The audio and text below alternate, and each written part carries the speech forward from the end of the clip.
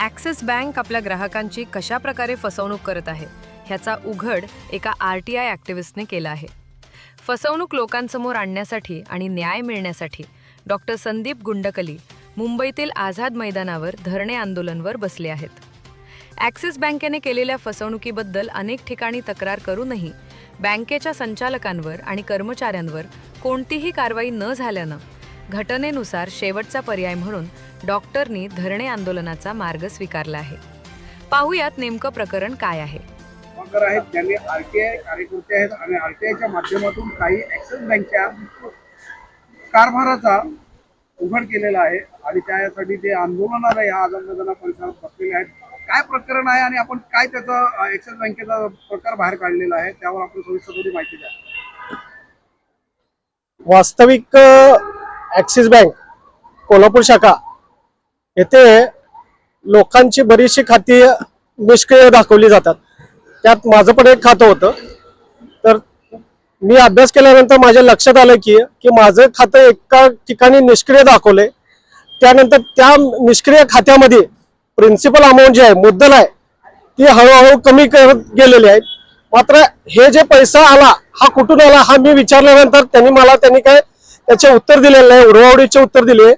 त्यानंतर मला हॅरेसमेंट करण्याच्या दृष्टीने त्यांनी इलिगली माझी प्रॉपर्टी हळूहळू मला अंधारात ठेवून एक्स पार्टी निकाल घेऊन ती सील केली।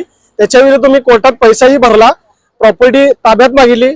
मात्र हे प्रकरण बाहेर पडणार याच्या भीतीपोटी त्या लोकांनी ती प्रॉपर्टी लिलावाचा प्रयत्न केला आणि गेल्या महिन्यातच त्यांनी ती लिलावाकडून विकली। मात्र माझ्याकडे त्याचे ठोस पुरावे मिळालेले आहेत। ते ठोस पुरावे मी सीईओ ॲक्सिसचे अमिताभ चौधरी यांना पाठवलेले आहेत। त्यानंतर तेच पुरावे मी सीबीआयलाही पाठवलेले होते 6 महिन्यापूर्वी। खाली कोल्हापूर प्रशासनाला मी ह्याचा 1.5 ते 2 वर्ष पाठपुरावा करत होतो। तिथे 1-2 वेळा मी आंदोलनही केले, मात्र स्थानिक प्रशासनाने ह्याची दखल घेतली नाही। कारण त्याच्या मागे का दखल घेतली नाही हे गोड बंगाल आहे। सीबीआयने सुद्धा हे इन्क्वायरीसाठी पत्र पाठवलेली, मात्र सीबीआयचा जो काय अहवाल आहे तो सुद्धा गुलदस्त्यात आहे, ते पण मला अजून दिलेलं नाही।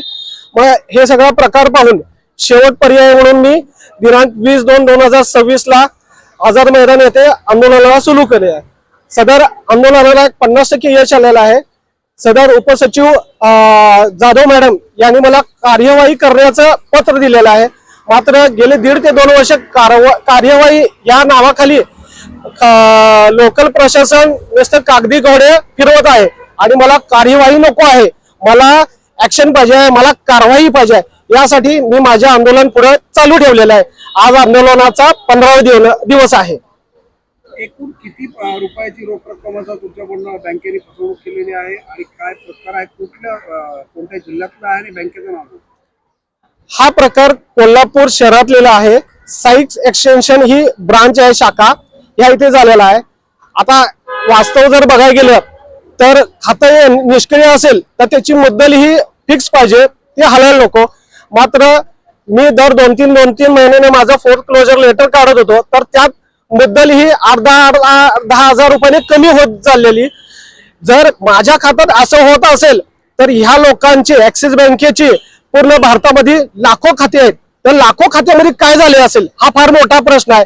जर यात खोलवर जर गेलं, जर सीबीआय इन्क्वायरी जर झाली तर करोड आणि लाखो रुपयाचा घोटाळा हा बाहेरपीस पडेल। शेवटचा प्रश्न आहे, ही बँक विदेशी आहे की देशी आहे? ही बँक ही कंपनी ऍक्ट खाली नोंदणीकृत केलेली आहे, त्यामुळे ह्याला लिमिटेशन्स आहे, ह्याला माहिती अधिकार लागू होत नाही, लिमिटेड लागू होतोय। मात्र ही लोक जाणून बुजून काही माहिती देत नाहीत आणि दडवून ठेवतात।